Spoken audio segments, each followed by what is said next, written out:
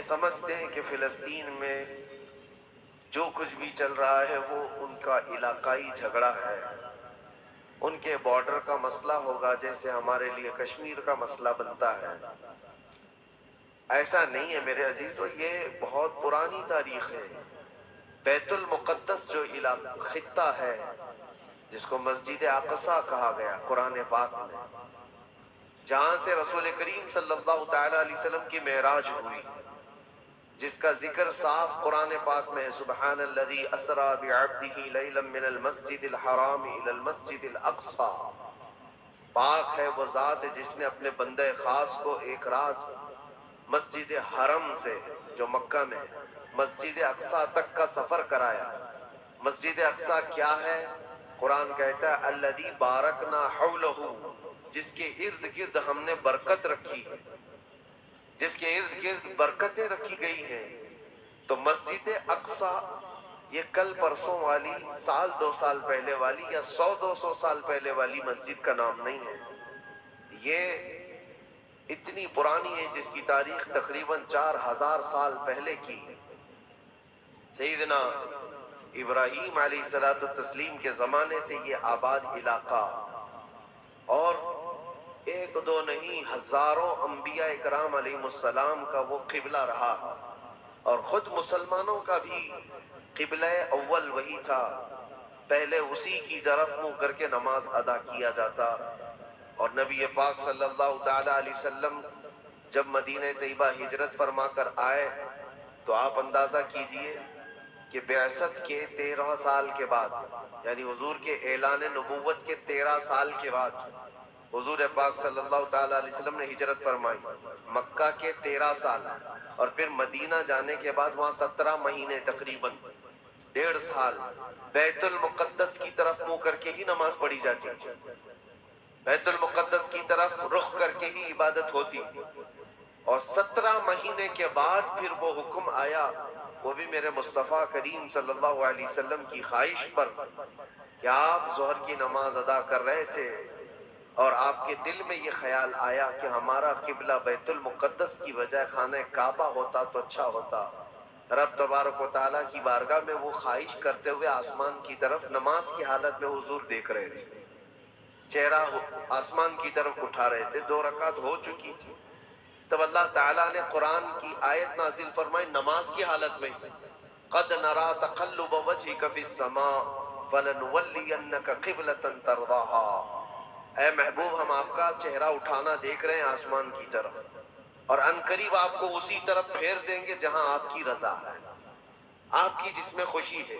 اور پھر فوراً آیت بھی نازل ہو گئی فَوَلِّ وَجْهَكَ شَطْرَ الْمَسْجِدِ الْحَرَامِ، دیر کس بات کی محبوب، ابھی آپ اپنا چہرہ خانہ کعبہ کی طرف فرما لیں، بیت المقدس سامنے ہے تو خانہ کعبہ بالکل اپوزٹ میں۔ حضور اکرم صلی اللہ علیہ وسلم 2 رکعت کے بعد نماز کی حالت میں ہی گھوم گئے، اور اس کے بعد باقی کی 2 رکعت خانہ کعبہ کی طرف منہ کر کے پڑھائی۔ تو قبلہ تو جو بدلا وہ نبی پاک صلی اللہ علیہ وسلم کے زمانے میں 17 مہینے نماز مدینے میں پڑھنے کے بعد، لیکن اس سے پہلے بیت المقدس قبلہ اول رہا۔ بیت المقدس انبیاء اکرام کا مسکن ہے، تقریباً 30,000 کے قریب انبیاء اکرام علیہ السلام اس کے ارد گرد ہیں، بیت المقدس ہے، اور وہ اس کو قرآن پاک نے ارض مقدس کہا ہے، ارض مقدس بھی قرآن پاک میں اس کا ذکر ہے۔ مسئلہ یہ ہے کہ وہاں پر دنیا کے 3 بڑے پرانے جو ادیان ہیں ان کا وہ محور و مرکز بنتا چلا جاتا ہے، یہودیت، عیسائیت اور مسلمانوں کے لیے، سب کے لیے وہ مقدس ہے، محترم ہے، متبرک ہے۔ یہودی بھی اس کو مقدس مانتے، ان کا بھی قبلہ رہا، اور عیسائی بھی اس کو اپنا مقدس اور محترم عبادت گاہ کے طور پر دیکھتے ہیں، اس لیے کہ عیسیٰ علیہ السلام کی ولادت بھی وہاں قریب میں ہوئی بیت لحم میں، اور عیسائیوں کے لیے بھی وہ ایک مرکز کی حیثیت رکھتا ہے، اور یہ آسمانی مذاہب میں ایمان والے مسلمانوں کے لیے بھی وہ مقدس و متبرک ہے۔ اس کی وجہ چاہے جو بھی ہو، قرآن پاک میں اس کا ذکر ہے، اور نبی پاک صلی اللہ علیہ وسلم نے وہاں سے معراج فرمائی۔ معراج کا سفر شروع فرمایا۔ تو اس اعتبار سے تین بڑے ادیان جو دنیا کے ہیں ان میں یہ اختلاف کا مسئلہ آج سے نہیں رہا، برسوں سے رہا۔ چلیں اگر آج کوئی ہم پر یہ الزام لگاتا ہے یہ کہ مسلمانوں کا اور یہودیوں کا مسئلہ ہے، تو میرے عزیزوں فلسطین میں مسلمانوں کے آنے سے پہلے کی اگر تاریخ آپ پڑھیں گے تو یہودیوں اور عیسائیوں میں کئی جنگیں وہاں پر ہوئی، کئی جنگیں بیت المقدس کو لے کر کے۔ بیت المقدس میں پہلے یہودیوں کا غلبہ تھا تو عیسائیوں کا بادشاہ ٹائٹس اور ہرکیولس، یہ سب بادشاہوں کے جو نام ہیں آپ تاریخ میں پڑھیں، یہ حضور پاک صلی اللہ تعالیٰ علیہ وسلم کی آمد سے پہلے والے، انہوں نے طاقت حاصل کی، غلبہ حاصل کیا۔ تو ٹائٹس جو بادشاہ تھا عیسائیوں کا، اس نے اتنا قتل عام کیا تھا یہودیوں کا، اتنا قتل عام کہ پورے فلسطین کی زمین خون سے بہہ رہی تھی اس زمانے میں۔ اور پھر جب یہودیوں کا غلبہ آیا تھا تو یہودیوں نے عیسائیوں کا قتل عام کیا تھا، کسی کو چھوڑا نہیں تھا۔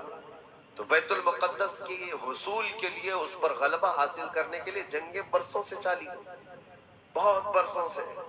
پھر جب وہ دور آیا، حضور پاک صلی اللہ تعالیٰ علیہ وسلم نے اعلان نبوت فرمایا، اسلام پوری دنیا میں پھیلنے لگا، پھر بھی حضور اکرم صلی اللہ علیہ وسلم کی زندگی پاک میں بیت المقدس پر، مسجد اقصیٰ پر مومنین کا یا مسلمانوں کا وہ غلبہ نہیں تھا۔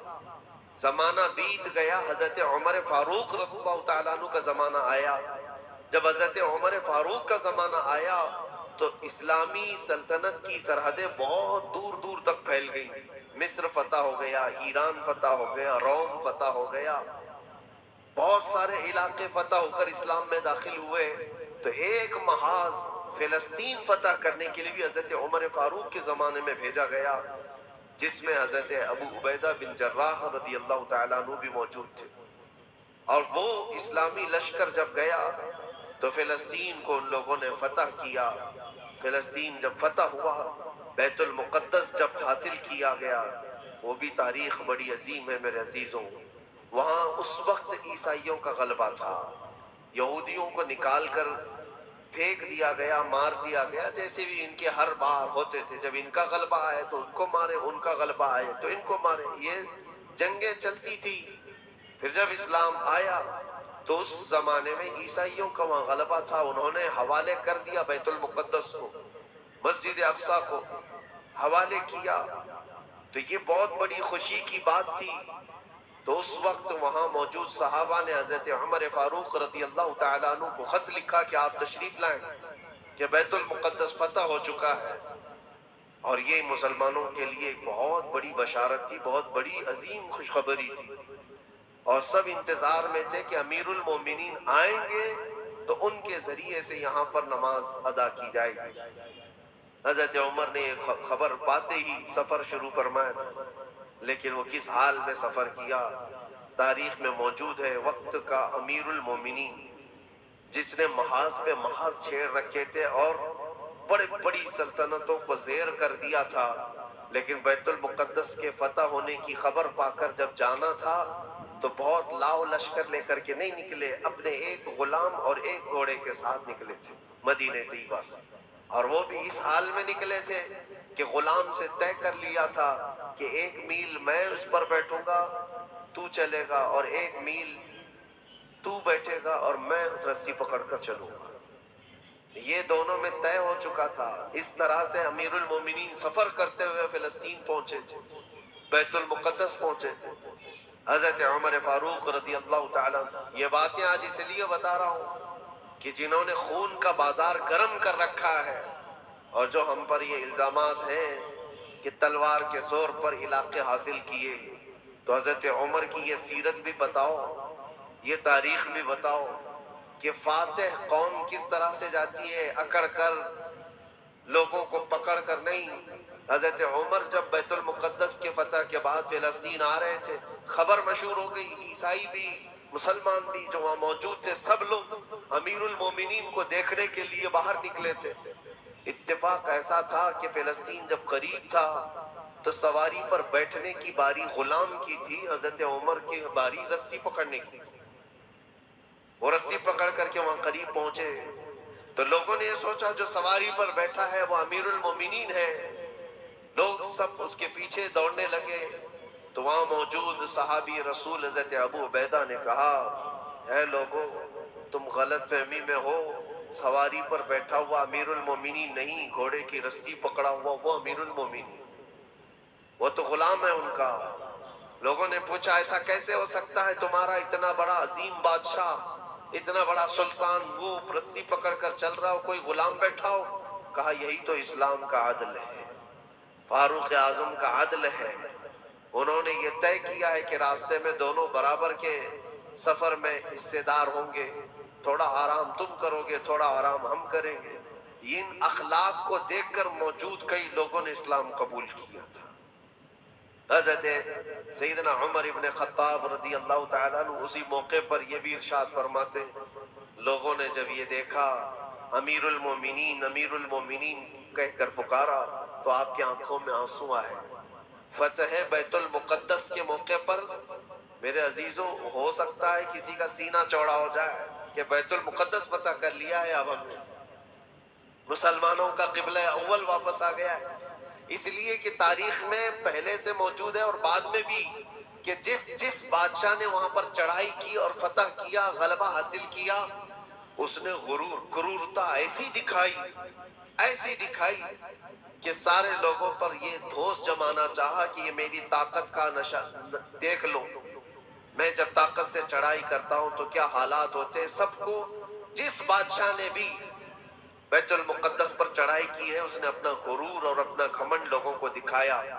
یہ امیر المومنین عمر ابن خطاب تھے، جب بیت المقدس فتح ہونے کے بعد آئے تھے تو آنکھوں میں آنسو تھے اور روتے ہوئے لوگوں سے کہا اے لوگوں میری کوئی حیثیت نہیں، میں تمہیں بتاتا ہوں میں خطاب کا بیٹا عمر ہوں، بچپن میں مجھ سے 2 بکریاں نہیں سنبھلی جاتی تھی، میرے باپ مجھے مارتے تھے، جب بکریاں میں نہیں سنبھال پاتا تو روز مار کھاتا تھا، اور آج اللہ کے فضل سے پورے علاقے مصر، یمن، عراق، ایران، روم، اب یہ فلسطین، عرب، حجاز، تقریباً آج کی 6 کنٹری جس کا رقبہ 36 لاکھ اسکوائر کلومیٹر کے آس پاس ہوتا ہے۔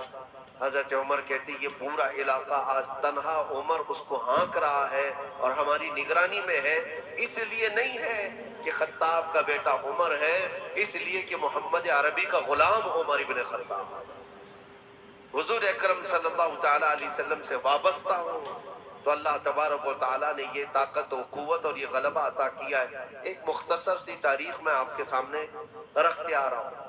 پھر حضرت عمر فاروق رضی اللہ تعالیٰ عنہ کے فتح کے بعد بیت المقدس میں تقریباً 200 سال تک اسی طرح کا معاملہ رہا، پھر ڈھیلا ہو گیا، پھر عیسائیوں کا غلبہ آیا، عیسائیوں نے دوبارہ بیت المقدس کو حاصل کیا، پھر وہ بھی 100 سال کے اوپر زمانہ بیت گیا، پھر بیت المقدس کے حصول کے لیے جگہ جگہ مسلمانوں میں بہت سارے محاذ نکلے، لیکن اللہ تعالیٰ نے دوبارہ فتح بیت المقدس کا صحرا سلطان صلاح الدین ایوبی کو عطا فرمایا۔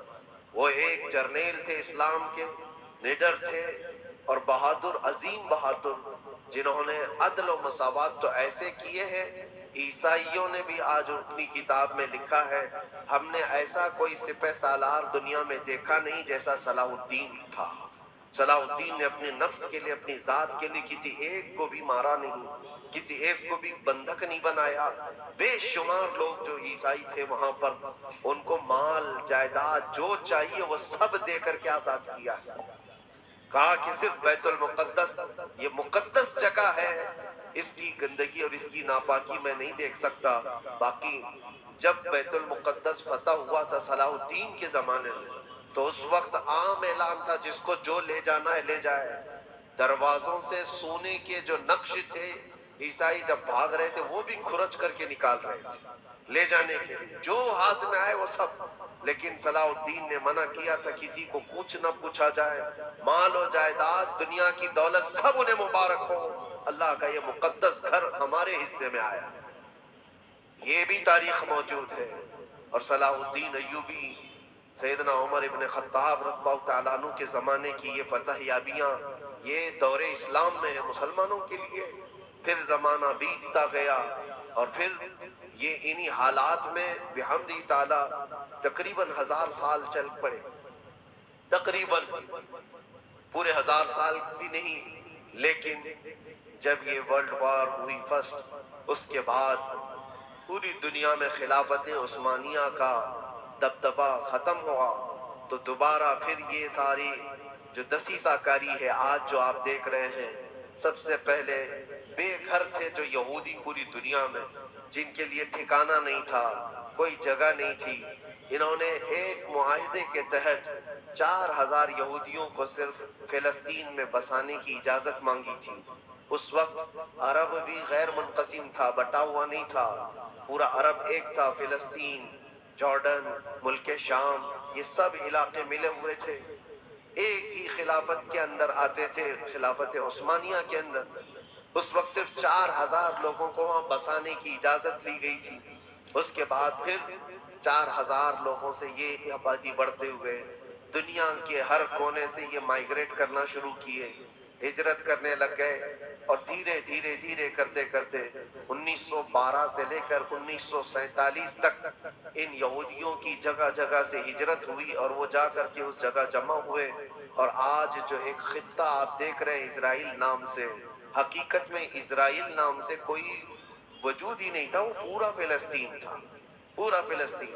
تھوڑے تھوڑے تھوڑے علاقے میں بستے بستے بستے ان لوگوں نے پورے علاقے کو آکیوپائی کر لیا، پورا قبضہ کیا اور اپنی ایک سلطنت بنائی، اپنا ایک ملک بنایا اور اعلان بھی کر دیا. پوری دنیا میں اعلان کیا، اپنی ایمبیسی کھولی، سفارت خانے کھولے. لیکن حیرت کی بات ہے کہ فلسطین کو ایسا دبا دیا گیا، اب اس کی اپنی کوئی حکومت نہیں، اس کی اپنے کوئی اختیارات نہیں. وہ نام کے لیے ایک علاقے میں بس سمٹ گئی ہے.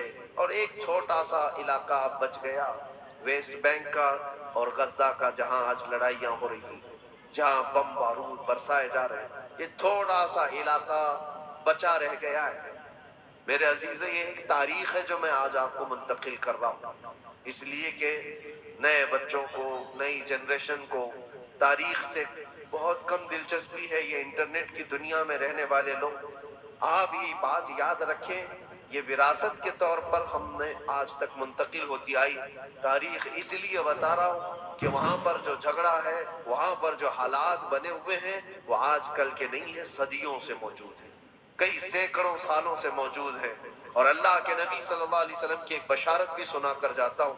نبی پاک صلی اللہ علیہ وسلم نے فرمایا، میری امت میں ایک جماعت ایسی رہے گی قیامت تک جو بیت المقدس کی حفاظت کے لیے لڑتی رہے گی، اور ان کے مخالفین کا دھوکہ دینا، ان کے مخالفین کا ان پر حملہ کرنا ان کو کچھ نقصان نہیں دے گا، وہ ایمان پر ویسے ہی جمے رہے گی.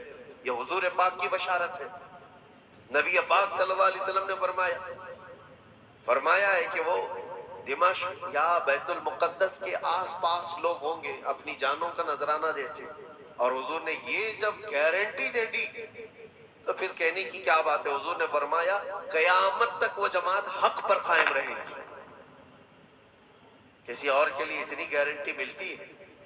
حدیث پاک میں حضور نے فرمایا ان کے لیے وہ ایک جماعت ایسی ہوگی قیامت تک وہ حق پر قائم رہیں گے، حق پر قائم رہیں گے بیت المقدس کی حفاظت کے لیے. آج ان لوگوں کے حالات دیکھتے ہیں ہم. پھر میں آپ کو ایک آیت جو شروع میں پڑھا عرض کیے دیتا ہوں. رب تعالیٰ فرماتا ہے وَسَيَعْلَمُ الَّذِينَ ظَلَمُوا أَيَّ مُنْقَلَبٍ يَنْقَلِبُونَ. ان قریب ظلم کرنے والے یہ دیکھیں گے کہ اللہ ان کو کس کھائی میں گراتا ہے، کس پلٹی وہ پلٹیں گے. وہ انجام آئے گا، کسی بھی ظالم کو چھوڑا نہیں گیا ہے. ظلم کی انتہا ہو گئی، ظلم کی انتہا ہو گئی. حیرت ہوتی ہے یہ دنیا آج جو نیوٹرل بنتی ہے، سیکولر بنتی ہے، ان کی زبانوں میں کیا دہی جم گیا ہے.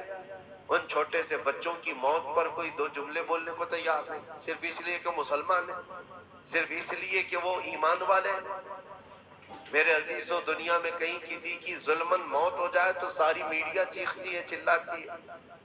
اور آج جہاں 49,000 لوگوں کو قتل کر دیا گیا، مار دیا گیا. ان کا قصور کیا تھا بتائیں؟ ان کا قصور کیا ہے؟ جنگ جس سے چل رہی ہے اس جماعت کا تو کوئی نشانی نہیں ملتا. جس جماعت کے ساتھ، جس تحریک کے ساتھ، جس تنظیم کے ساتھ یہودیوں کی جنگ چل رہی ہے، اس تنظیم کا کون مر رہا ہے، اس تنظیم کے کتنے لوگ مارے جا رہے ہیں، اس کا کوئی حساب نہیں. لیکن سیویلینز جو وہاں کے بچے ہیں، عورتیں ہیں، بوڑھے ہیں، ان میں سے تقریباً 50,000 لوگ شہید ہو چکے، جس میں سے تقریباً 15,000 کے آس پاس تو بچے ہیں، چھوٹے سے بچے ہیں.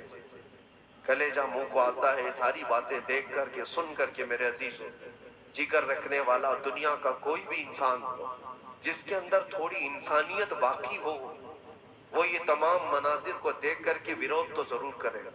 اور اگر یہ باتیں بھی ہم کو یہاں کہنے میں کسی کو ایسا لگتا ہے تو میں اس کی پرواہ نہیں کرتا. ایمان جب تک ہے ہم بولتے رہیں. جہاں لوگوں کی جانیں چلی جا رہی ہوں اور تم کہتے ہو کہ یہ حالات صحیح نہیں ہو بولنے کے لیے، تو پھر ایسی بزدلی میں جی کر کے بھی مطلب نہیں، مر جانا ہی بہتر ہے. کس لیے جی رہے ہیں؟ حق کو حق نہ کہا جائے، ظلم کو ظلم نہ کہا جائے. کیا اتنے بھی زیادہ بزدلی آ گئی ہے؟ میرے عزیزو، آپ کو بتانے کا مقصد یہ ہے. مجھے پتا ہے لوگوں کو یہ بھی لگتا ہے کہ یہاں بیان کر کے مطلب کیا ہے؟ فلسطین میں ظلم ہو رہا ہے، بچے مارے جا رہے ہیں، یہاں بیان کر کے کیا مطلب ہے؟ یہ تھوڑی نہ وہاں جائیں گے مدد کرنے کے لیے. لیکن میرے عزیزوں، فزیکلی آپ جا تو نہیں سکتے، لیکن اس سے بہت ساری عبرتیں، بہت سارے سبق تم سیکھ سکتے ہو. تم سردی بخار پر آئیں کائیں کرنے لگ جاتے ہو، جن کے گھروں پر روز بم بارود ہو، ان لوگوں کو دیکھو کبھی تو آج بھی الحمدللہ کہتے. ایک خاتون کو دیکھا جس کے 4 بیٹے شہید ہو گئے، 4 بیٹے شہید ہو گئے. عورتوں میں وہ بیان کر رہی ہے، بڑا بیٹا 27 سال کا، دوسرا بیٹا 25 سال کا، تیسرا 23 سال کا. اس طرح سے عمر جوانی، بھری جوانی میں جس کے 4 لڑکے شہید ہوئے. آنکھوں میں آنسو کچھ نہیں. کسی نیوز رپورٹر نے کہا کہ 4 بیٹے تیرے اتنی بھری جوانی میں مارے گئے، تجھے غم نہیں کسی بات کا؟ کیا بہترین جواب دیتی وہ خاتون، کہتی ہے جس کا ہر بیٹا جنت میں پہنچ چکا ہو اسے غم کس بات کا؟ کیونکہ اللہ کا وعدہ ہے، میرے نبی کا وعدہ ہے، وہ شہید ہیں اور شہید جنت میں ہو چکا ہوتا ہے، اور شہید کو اس کی موت سے پہلے اس کا جنت میں ٹھکانہ دکھایا جاتا ہے. وہ خاتون کہتی ہے روتی اس وقت جب میرا بیٹا تاش کے پتوں پر بیٹھا ہوتا، شراب کے اڈے پر گیا ہوتا، بہک کر کے کہیں بگڑ گیا ہوتا، تو پھر دل پر افسوس ہوتا کہ میرا بیٹا راستہ بھٹک چکا ہے، میرا بیٹا عیاشی میں جا چکا ہے. لیکن جس ماں کو یہ یقین ہے کہ اس کے جیتے جی اس کا بیٹا جنت میں پہنچ چکا ہے، تو پھر غم کس بات کا؟ میں تو ان کے صدقے میں دعا کرتی ہوں کہ مولا ان کے راستے مجھے بھی وہاں تک پہنچا. یہ ایمانی جذبہ ہے میرے عزیز، ایمانی جذبہ ہے. اللہ تعالیٰ نے انہیں صبر دیا ہے. تو میں یہ چیزیں اس لیے بتا رہا ہوں کہ آپ چھوٹی مصیبتوں کو بہت بڑی بنا کر کے سمجھتے ہیں کہ حالات بہت خراب ہیں. ایسے حالات خراب ہیں آپ کے پاس. آپ کے لیے وہاں پر کل کی بات ہے، جو لوگ مدد پہنچانے کے لیے گئے تھے ان کی آنکھوں میں آنسو، کہتے خرید کر کے دینے کے لیے بھی پانی نہیں ہے، صاف پانی پی نہیں سکتے، کھانا کھانے کے لیے دکان ہی نہیں ہے، کہاں بکے گا، کہاں سے آئے گا، بہت سارے حالات. لیکن ان قسم پرسی کے عالم میں ان کا ایمان سلامت ہے. یہی تو نبی پاک صلی اللہ علیہ وسلم نے فرمایا، پوری دنیا ان کے خلاف ہو تو بھی ان کا کچھ نہیں بگڑے گا. موت آ جانا اس کو بگڑنا نہیں کہتے، گھر ٹوٹ جانا اس کو بگڑنا نہیں کہتے، ایمان چلا گیا تو اس کو بگڑنا کہتے. اور ان کا ایمان سلامت ہے تو سب سے بڑی دولت ان کے ساتھ ہے، سب سے بڑی دولت. آپ سب کے لیے اور ہمارے لیے عبرت کی بات ہے.